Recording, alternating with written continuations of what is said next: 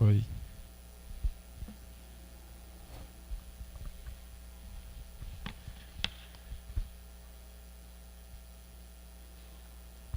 Som. Graça e paz, igreja.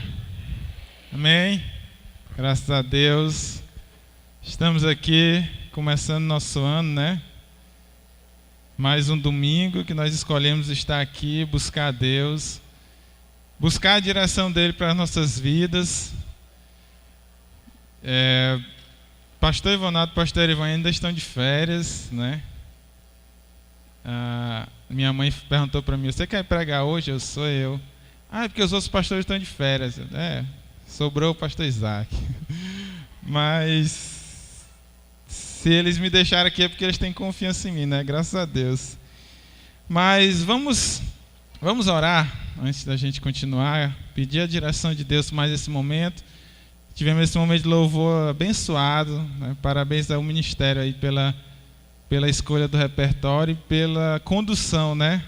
O ministério louvor, ele não vem aqui para se apresentar, ele vem para nos conduzir a congregação ao louvor a Deus. Vamos orar. Senhor, nós te agradecemos porque o Senhor é bom, tua misericórdia se renova todos os dias nas nossas vidas, ó Deus. O Senhor está sempre disponível para nós, o Senhor está sempre desejando estar conosco. Não nos deixa desperdiçar o nosso tempo com tantas outras coisas que não seja estar com o Senhor, de te buscar, de fazer a tua vontade. Nos dá sabedoria e nos ajuda a te desejar mais do que tudo nesse mundo, Senhor. Fala conosco, continua falando conosco nessa noite, que o Senhor possa tocar nos corações, o Senhor possa trazer pessoas à reconciliação contigo, ó Deus, e que o Senhor, Deus, esteja conduzindo tudo que vai acontecer até o final desse culto. Em nome de Jesus que nós te oramos, amém. Meus irmãos, nós estamos numa série chamada Caminho da Restauração, como você está vendo aí. Hoje nós está aí bem em destaque. Começamos no domingo passado, nós falamos, o centro da mensagem foi que todos nós precisamos de restauração, porque todos nós carregamos marcas na nossa vida, marcas e cicatrizes emocionais que nos influenciam quem nós somos hoje, determinam quem nós somos hoje. Dizem muito sobre por que nós temos os medos que nós temos, as nossas marcas, nossos traumas, muitas vezes desencadearam vícios em nossas vidas. E às vezes nós nem entendemos por que nós fazemos certas coisas, mesmo sabendo que essas coisas fazem mal para nós. No Celebrando Restauração a gente chama isso de comportamento destrutivo. Atitudes que nos fazem mal, mas mesmo assim nós não conseguimos deixar de agir daquela maneira. Mesmo que você tenha maus hábitos, você tenha pecados, atitudes que lhe fazem mal, que você carrega há muito tempo, há muitos anos, eu quero dizer que não importa o tempo, eu quero dizer que existe solução para você. Restauração é possível e é um desejo de Deus para os seus filhos. Lá em Filipenses 4,13, o apóstolo Paulo diz isso: posso todas as coisas em Cristo que me fortalece. Então, não ache que o seu problema, o seu pecado é maior do que o Deus que você tem na sua vida, porque não é. A Bíblia diz que a nossa escrita de dívida, nosso fardo de culpa e de pecado que a gente carregava, Jesus, ele já pagou na cruz. Nós não devemos mais nada e nós não precisamos carregar a culpa dos nossos pecados do passado. Você pode vencer o pecado, você pode vencer a tentação, você pode vencer a ansiedade, que muitas vezes tenta lhe controlar. Você pode vencer o vício, aquele vício que você tem, que talvez ninguém saiba. Você não precisa manter refém disso. Você pode vencer aquilo que o mundo está querendo colocar na sua vida. A Bíblia diz, lá em João 8,36, que se Cristo nos libertar verdadeiramente, nós seremos livres. Então, a Bíblia não mente. E se a palavra diz isso, é porque nós podemos tomar posse disso na nossa vida e viver de verdade em liberdade. Amém? A premissa maior dessa série, que a gente está no segundo domingo dela, é exatamente o que eu já falei. Todos, sem exceção, precisam de restauração. Todos nós precisamos de restauração. Se você esteve aqui domingo passado, ouviu que eu mesmo achava que não precisava quando comecei a participar do Celebrando. E o tanto que eu descobri, que mudanças que precisavam acontecer na minha vida.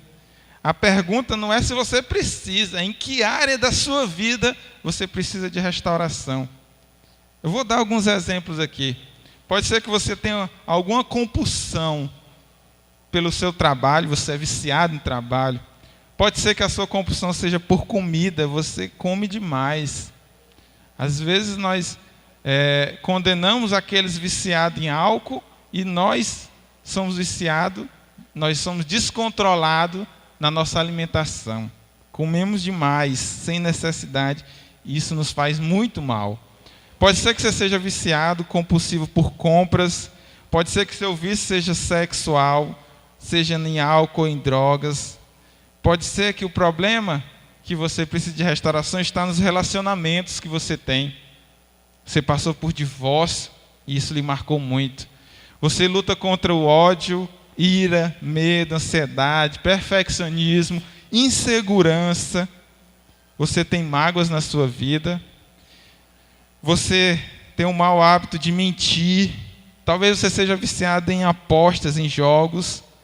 Talvez você carregue marcas e traumas dos abusos que você sofreu no passado.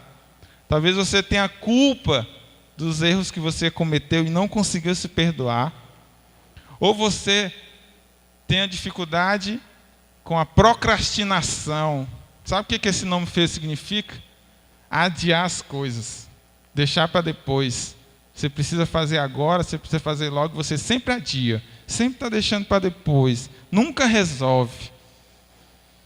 Eu particularmente luto contra isso, a procrastinação. Talvez a sua dificuldade seja uma necessidade de controle, controlar as pessoas e as circunstâncias ao seu redor. Ou talvez você tenha complexo de superioridade, complexo de inferioridade, não importa qual seja, e eu não citei todos, né? O ser humano ele é especialista em criar novos problemas para ele mesmo. Pecados para ele mesmo, fazer mal a si mesmo. Não importa qual seja, importa que Deus se importa e Ele quer nos ver restaurados. Eu espero que você esteja já convencido disso, pelo que a gente falou. Talvez não. Eu imagino que muitas pessoas ficam pensando, tentando entender o que é o Celebrando Restauração. Que restauração é essa que o pastor Isaac está falando? Como é esse processo? E é normal que a gente tenha dúvidas sobre isso. É normal que a gente pense, eu não preciso, porque eu já pedi perdão para Deus dos meus pecados, e agora eu não preciso mais disso, Deus já me perdoou. É normal a gente pensar tudo isso. E dúvidas são normais, é verdade. Mas nós estamos apenas na segunda mensagem sobre Celebrando Restauração. Nós vamos ter ainda alguns domingos pela frente, que eu espero que você fique claro para você. Aliás, se você quiser realmente conhecer o Celebrando Restauração, você pode se inscrever aí num grupo de passos, que nós vamos começar dia 23 de janeiro. Infelizmente, para as mulheres, os grupos de passos já estão lotados, né? Já estão todas as vagas preenchidas. E os dos homens não, parece que as mulheres são mais fáceis de reconhecer que precisa de restauração, né? O dos homens não, mas no das mulheres você pode colocar seu nome na lista de espera, caso haja alguma desistência. O dos homens ainda tem vaga. No final do culto você pode se inscrever no stand que vai estar montado. Mas vamos lá. Esse é o primeiro passo. Então a mensagem de hoje que eu quero trazer para vocês é o passo da realidade. E aí a cada domingo nós vamos falar de algum passo do Celebrando Restauração. Então, hoje é o passo da realidade, eu quero explicar um pouco para você.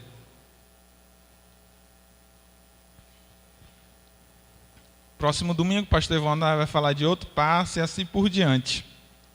Mas o primeiro passo que nós precisamos dar nessa caminhada de restauração é reconhecer que eu não sou Deus.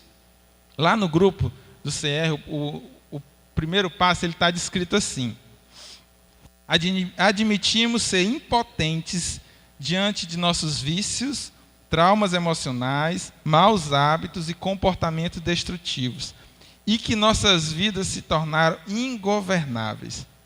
O que significa isso? O que isso quer dizer? Significa que eu preciso admitir que eu sou impotente, que eu não tenho poder para controlar a minha tendência de fazer aquilo que é errado. E isso faz com que minha vida fique fora de controle, ou pelo menos uma parte dela, algumas áreas dela, eu não tenho controle sobre aquilo. Mesmo que eu tente, eu não consigo controlar e eu termino fazendo aquilo que eu não quero. O apóstolo Paulo ele falou disso de forma bem clara. Lá em Romanos, abra aí a sua Bíblia, Romanos capítulo 7. Romanos capítulo 7, dos versículos 18 e 19.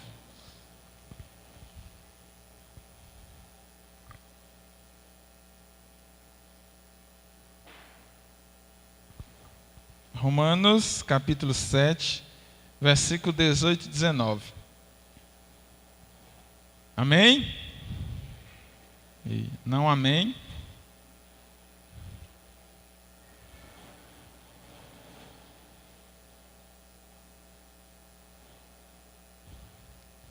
Vamos lá, Romanos 7, versículo 18 e 19, diz assim, Paulo fala assim: sei que nada de bom habita em mim, isto é, em minha natureza, em minha carne, porque tenho o desejo de fazer o que é bom, mas não consigo realizá-lo, pois o que faço não é o bem que desejo, mas o mal que não quero fazer, esse continuo fazendo.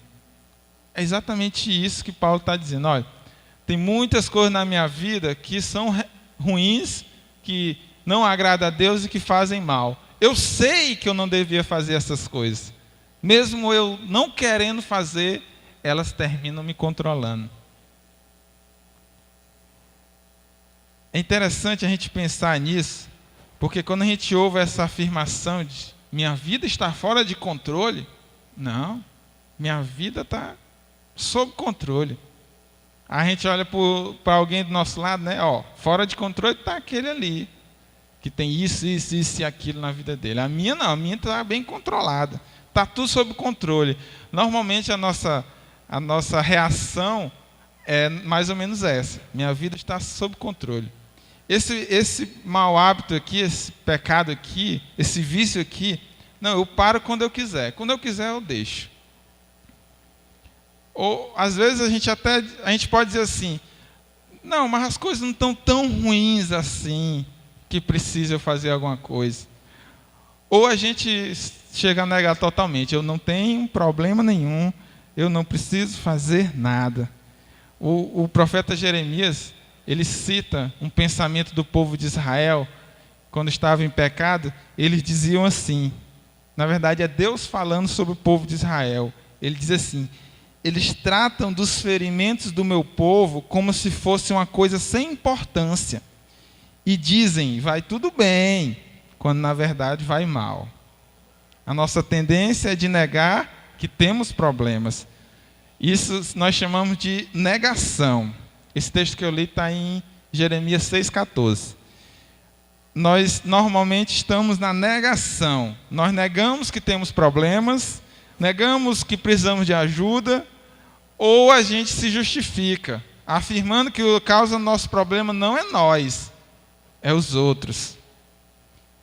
Se sua falta de controle é no trânsito, você diz assim, o problema são as pessoas que não respeitam as leis de trânsito. Se o seu problema é com ira, o que você diz? Não, o problema é minha esposa, que ela me tira do sério.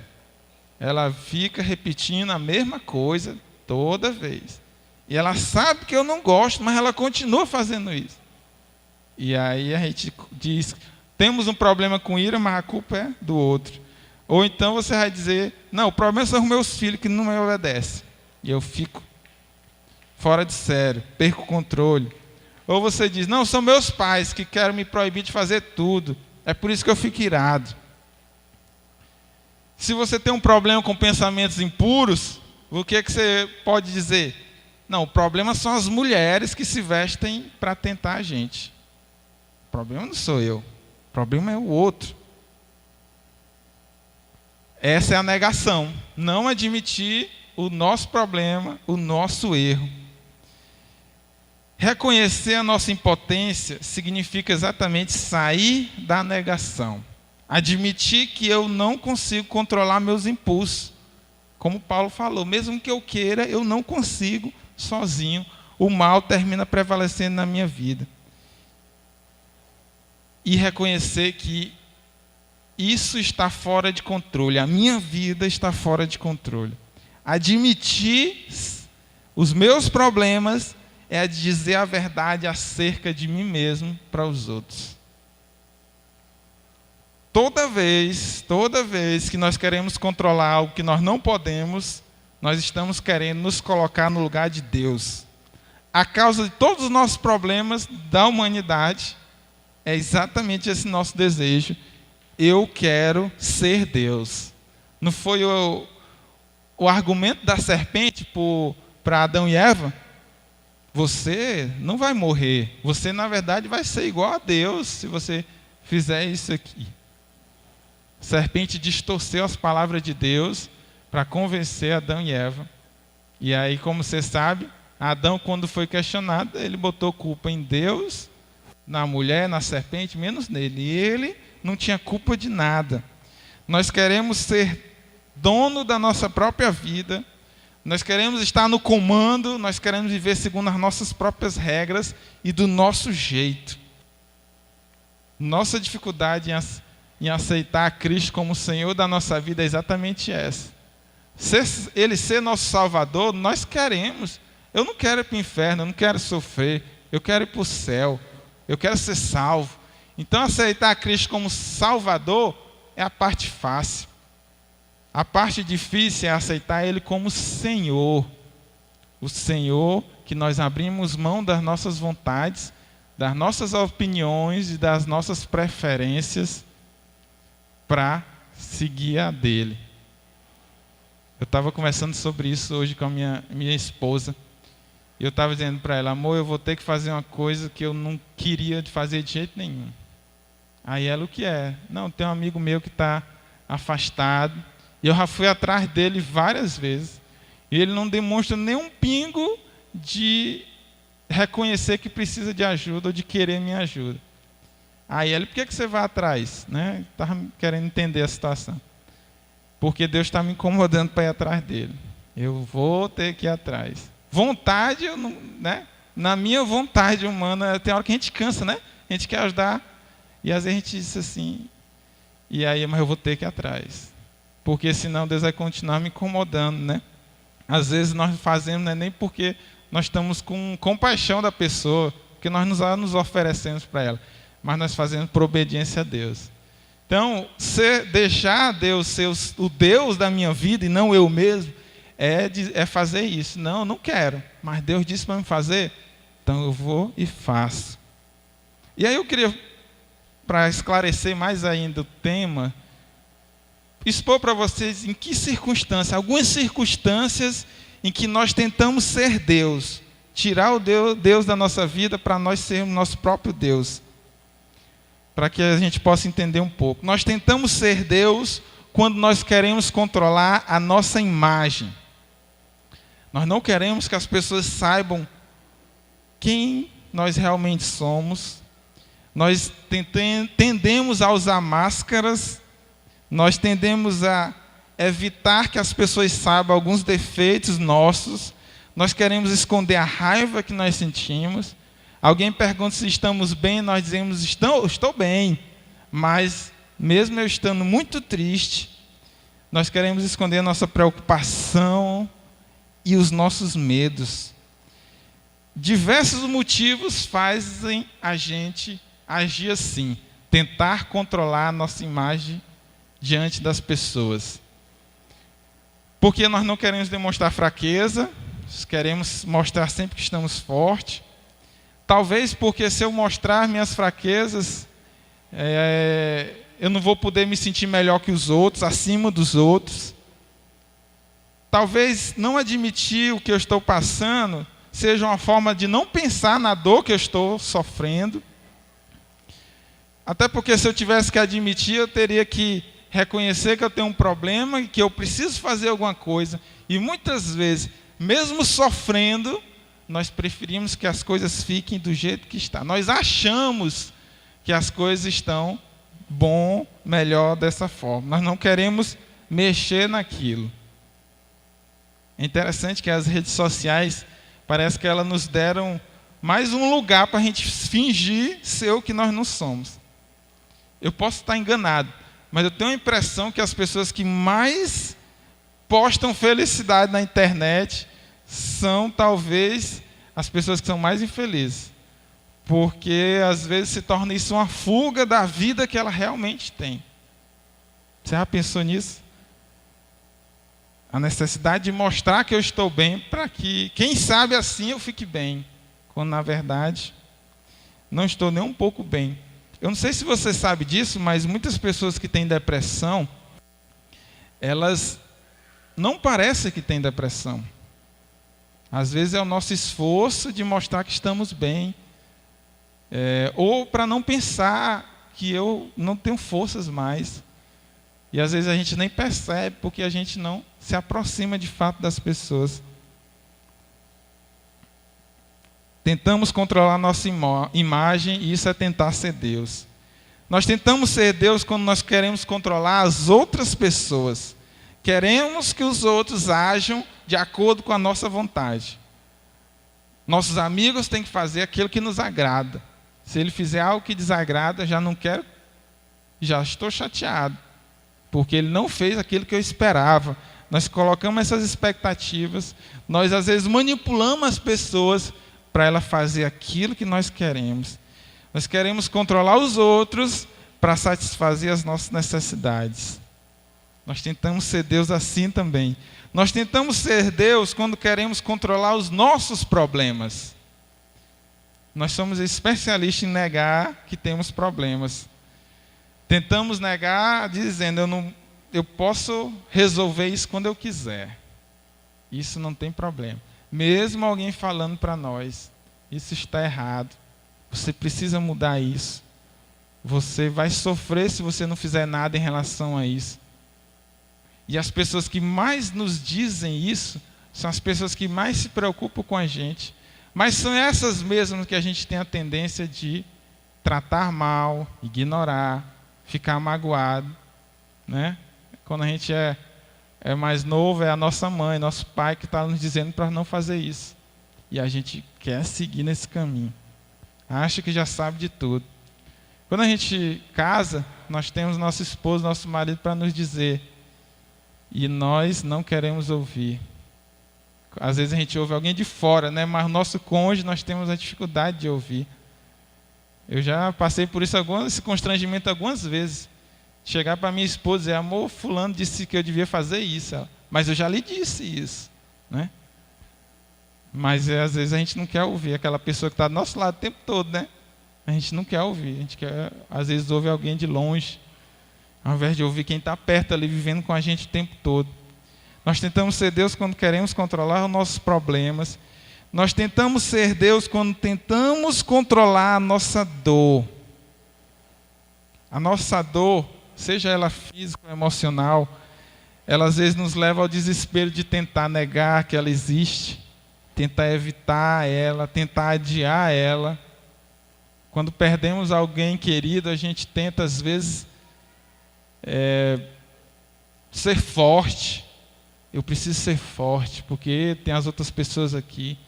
E a gente, ao invés de sofrer, de colocar para fora o sofrimento que a gente está sentindo, a gente quer guardar. Uma hora isso aí vai aumentar, você não vai aguentar. Você precisa reconhecer que está sofrendo. Não há problema nenhum nisso. O próprio Jesus, ele fez isso. Pouco antes da crucificação, ele disse isso. Senhor, eu não quero passar por isso, eu não quero sofrer, mas que o Senhor faça a tua vontade. Ele foi sincero com o Pai. Eu lembro que, às vezes, a nossa dor nos leva a adotar um hábito compulsivo. Eu tenho uma dor que eu não consigo controlar, e para aliviar, para me sentir um pouco de satisfação, eu termino colocando em outra coisa. Quando eu estou sofrendo, quando a dor está doendo muito, eu vou comprar, eu vou gastar para ver se eu alivio esse meu sofrimento, aquilo que está doendo. Quando a decepção está muito grande, foi muito grande para mim, eu vou procurar satisfação na pornografia, na internet, no sexo ilícito, para que aquilo de alguma forma me traga algum alívio para a dor que eu estou sentindo. E às vezes a gente tenta controlar o sintoma e não a causa, não é? Se você está com a garganta inflamada e está dando febre, se você tentar controlar a febre, você nunca vai ficar bom. Você tem que atacar a inflamação que está causando a febre.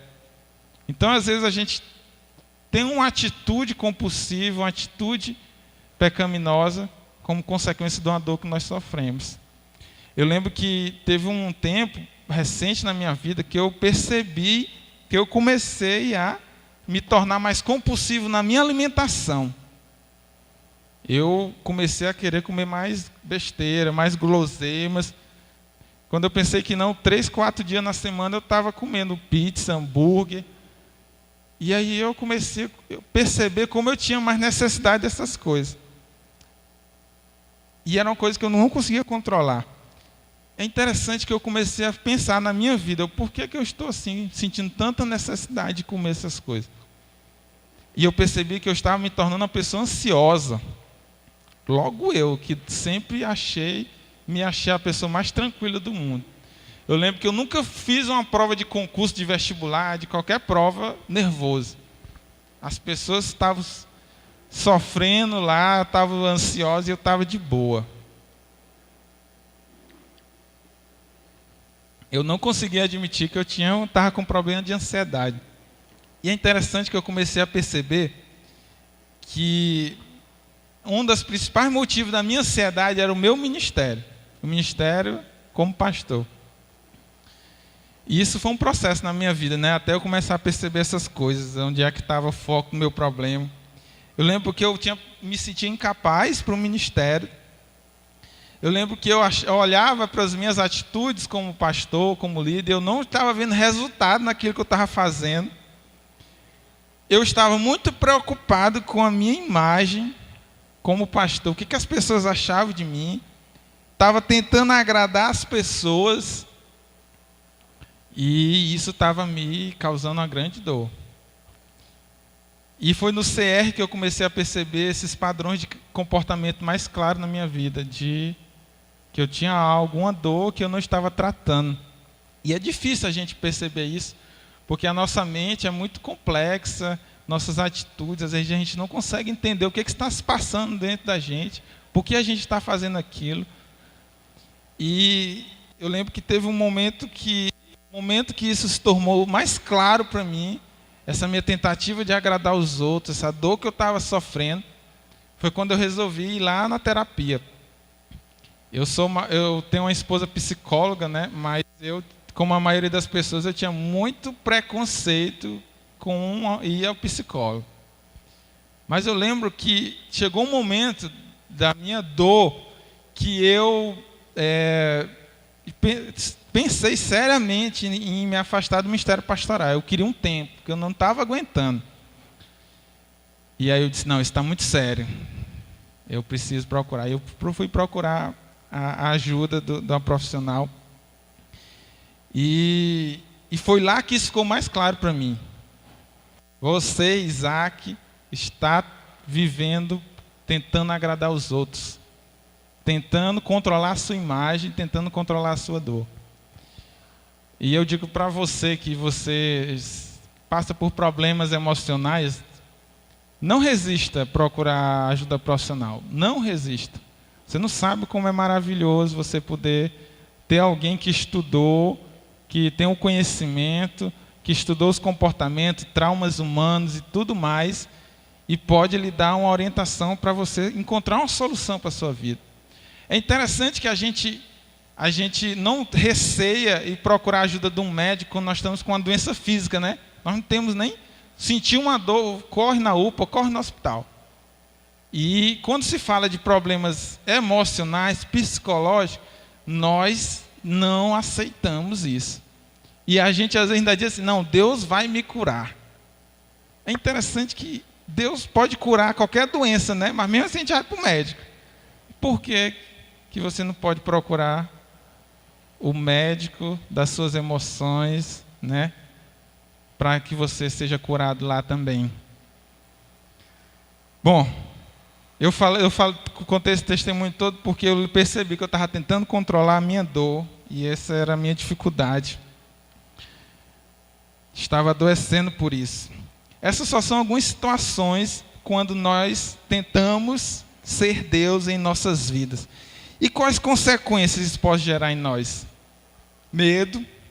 Quando nós tentamos ser Deus, nós vivemos amedrontados. Nós temos medo que as pessoas descubram a verdade sobre nós. Nós temos medo de, quando elas descobrirem isso, nós sermos rejeitados e não amados. Lá em Gênesis 3:10, diz, Adão respondeu para Deus quando Deus estava procurando ele. Adão disse assim, ouvi os teus passos no jardim e fiquei com medo, porque estava nu, por isso me escondi. Adão havia pecado, tinha algo a esconder de Deus e ficou com medo de Deus. A tentativa de ser Deus nos leva ao medo. Nos leva também à frustração. É claro que a gente vai se frustrar. Nem com a nossa vida, nem com a vida dos outros nós temos controle.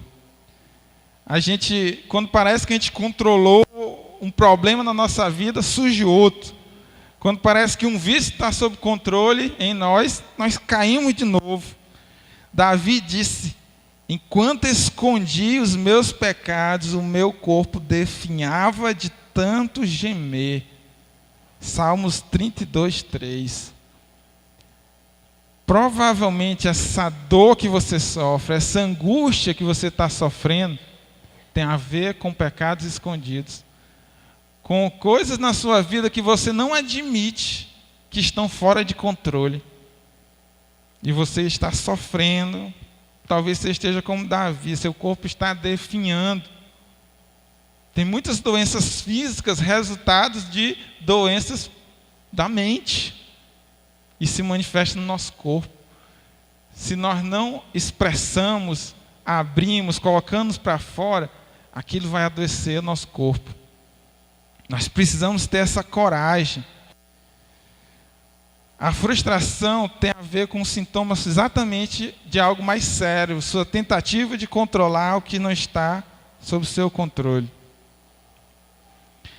Terceira consequência de tentarmos ser Deus em nossas vidas. A fadiga. É muito cansativo tentar controlar todas as coisas. Tentar controlar o que nós não podemos. Negar nossos problemas é desgastante. Porque além de você ter que lidar com um problema, você também tem que fingir para as pessoas que não têm um problema. Então isso é muito desgastante. Davi também disse no Salmo 32, de dia e de noite senti a mão de Deus pesando sobre mim, fazendo com as minhas forças o que a seca faz com um pequeno riacho. O sofrimento continuou até que admiti a minha culpa e confessei a ti o meu pecado. Salmo 32, 4 e 5. A maioria das pessoas tenta esconder a sua dor buscando se ocupar, procurando estar sempre ocupada, sempre pensando em algo, para que não tenha que enfrentar a verdade sobre si mesmo. Não ter que constatar que seus problemas estão fora de controle. Nós, às vezes, estamos freneticamente correndo, fazendo isso e aquilo, porque, às vezes, não queremos nos encontrar com nós mesmos. Não queremos pensar sobre a nossa própria vida. e aí nos mantemos ocupados. Isso também é cansativo. A outra consequência de tentar ser Deus é o fracasso. Isso é óbvio, né? Se você tentar fazer o papel de Deus, você vai fracassar grandemente.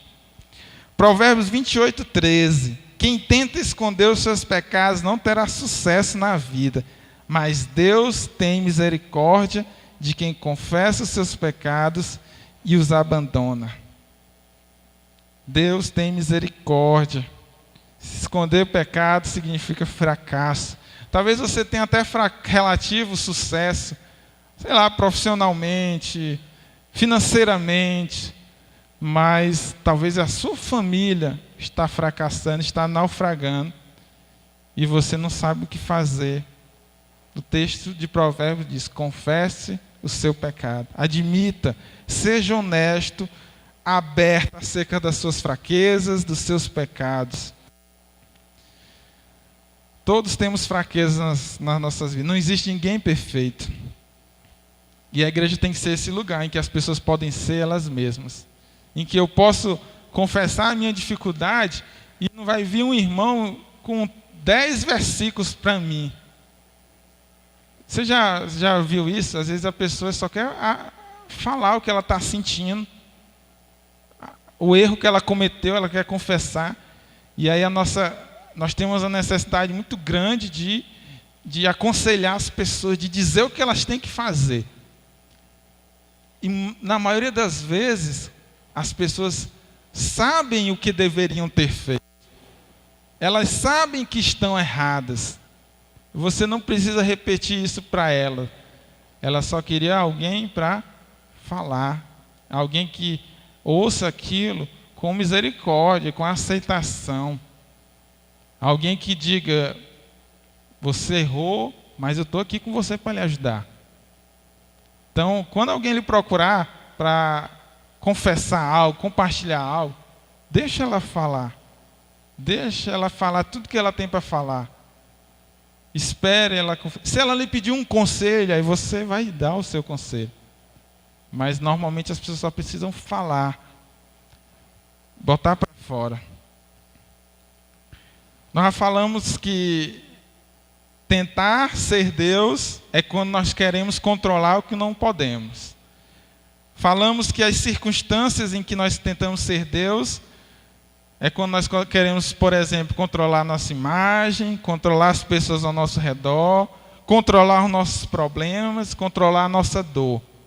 E também, só recapitulando aí, já falei muita coisa, nós já falamos das consequências de quando nós tentamos nos colocar no lugar de Deus. Medo, frustração, fadiga e fracasso. E o que a gente precisa fazer para deixar de agir como Deus? Qual é a cura para esse problema? A cura é fácil de falar, nem tão fácil de aplicar. É admitir, é reconhecer que eu não sou Deus. Reconhecer a minha impotência, reconhecer que eu sou limitado e que existem coisas que eu simplesmente não posso controlar.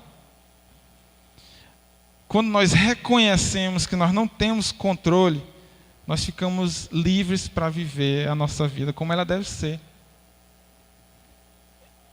Por coincidência, ontem eu estava orando a Deus e pedindo para Deus me ajudar a entender, a viver a profundidade daquelas palavras de Jesus, que Jesus disse assim: sem mim vocês não podem fazer coisa alguma. Porque normalmente a gente pensa assim: não, tem um monte de coisa que eu posso fazer sem Deus, né? Mas se você for pensar que é Ele que faz o seu coração bater agora, não parar de repente, aí você começa a pensar: realmente, sem Deus eu não posso fazer nada. A nossa arrogância está quando nós pensamos que podemos. Eu posso fazer muitas coisas sem Deus. Eu posso viver minha vida sem Deus. Eu posso fazer escolhas no meu dia a dia. Eu posso saber o que eu vou trabalhar, o que eu vou estudar, com quem eu vou casar. Tanta coisa eu posso fazer. Você pode fazer, não quer dizer que isso vai ser o correto para a sua vida. Essa é a verdade. Quando falamos em admitir que não somos Deus, que não temos um controle, eu falo que nós temos que admitir uma coisa, que muitas vezes nós carregamos. Nós não queremos admitir que somos incapazes de mudar o nosso passado.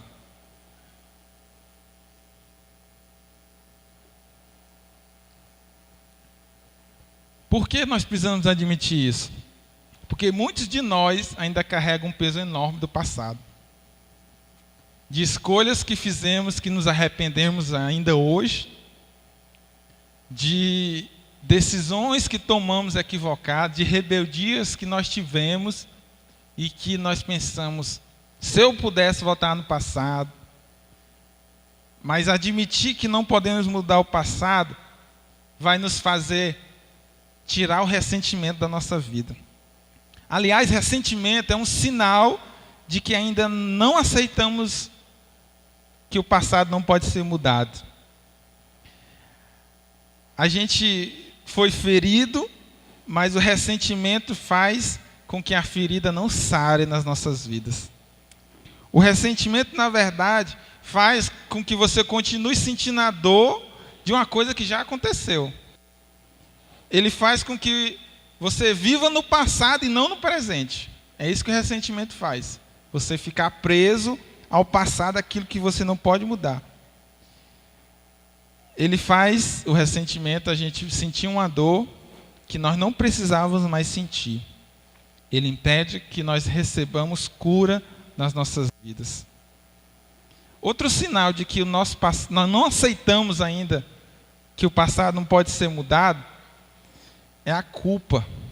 O ressentimento é uma mágoa, algo que nós guardamos contra alguém que fez algo contra nós, algo que nos prejudicou.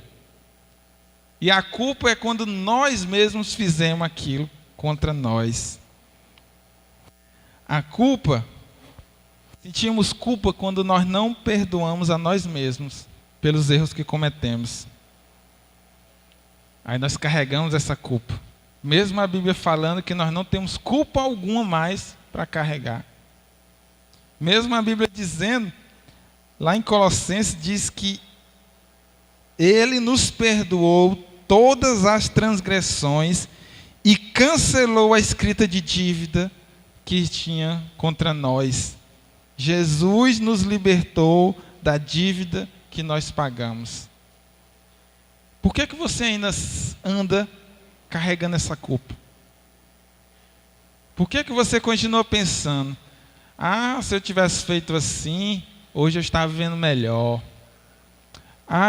Se eu tivesse feito do outro jeito, eu não teria essa consequência hoje na minha vida.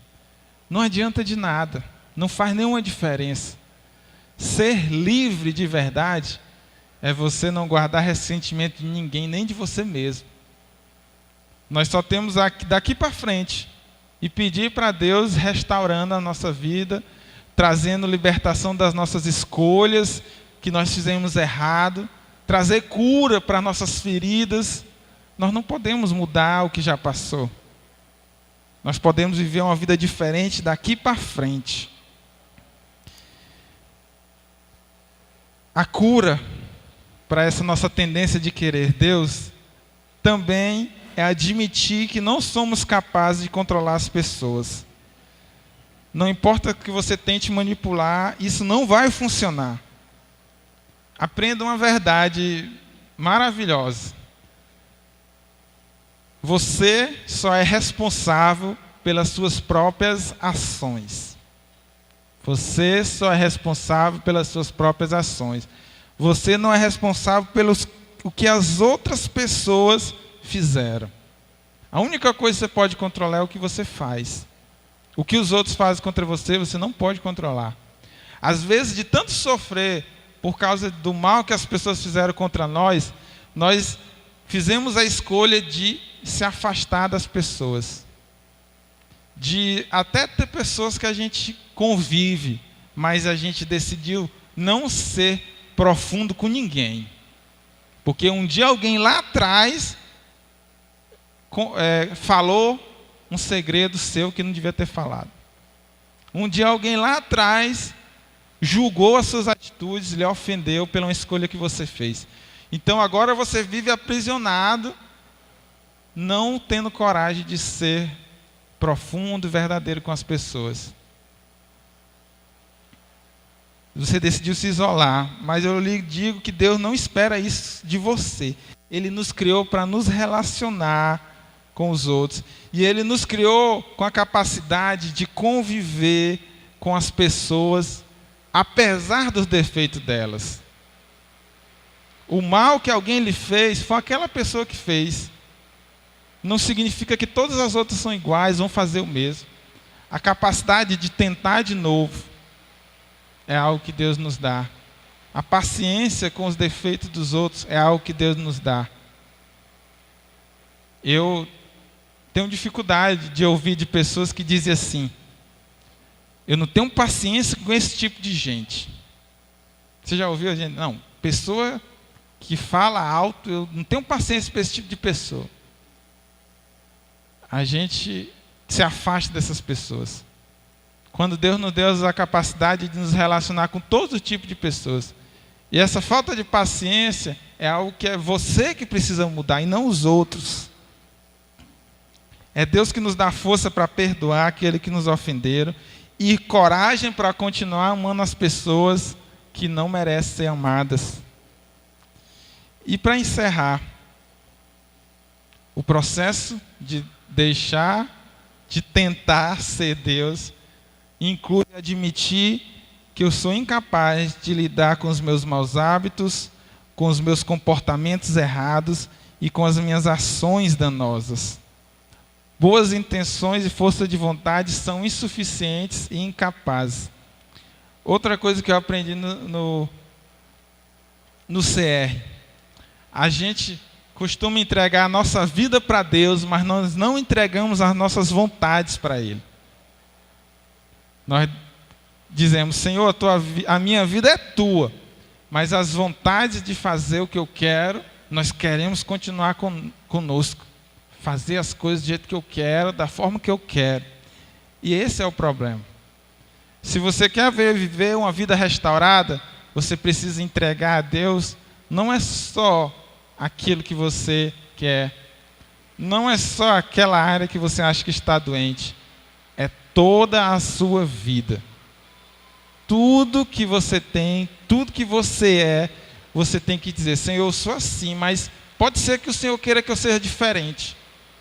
Pode ser que o Senhor esteja me preparando para ser uma pessoa diferente que eu sou. Então, que o Senhor possa tomar de conta da minha vida. Que o Senhor possa controlar tudo que eu sou. Essa área aí da sua vida que você está lutando tanto e não consegue controlar, esse pecado que você não consegue controlar, eu vou lhe dizer uma coisa que você precisa fazer. Ore a Deus por isso todos os dias. Ore a Deus repetidamente, entregando a Deus essa área na sua vida. Dizendo: Senhor, eu não consigo. Senhor, eu não consigo. Me ajuda, me dá força. Porque eu não quero viver assim o resto da minha vida. Entregue para Deus, de verdade. E você vai ver um milagre acontecendo na sua vida. Nós vamos cantar uma música agora. Vamos ficar de pé? Que as nossas vozes possam ser mais altas do que essa chuva, amém? Pois vamos cantar para glorificar a Deus. Enquanto nós cantamos, eu queria que você pensasse na sua vida, como é que você tem vivido.